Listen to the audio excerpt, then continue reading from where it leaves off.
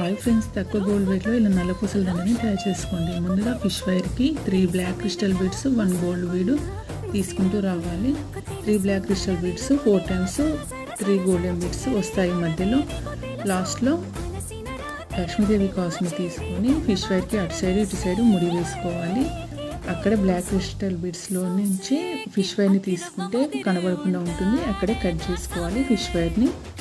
ఇలాంటిదే మరొక లక్ష్మీదేవి కాసు pendant ready చేసుకోవాలి. 2 దారాలను ఈక్వల్ లెంత్లో తీసుకోవాలి.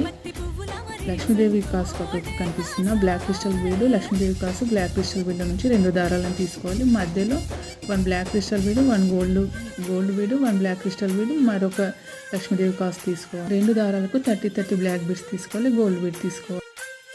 ఇలాంటి నల్ల పూసల దండ రెడీ అయిందండి. మీకు ఈ నల్ల పూసల దండ నచ్చితే లైక్ చేసి సబ్స్క్రైబ్ చేయండి. Thanks for watching.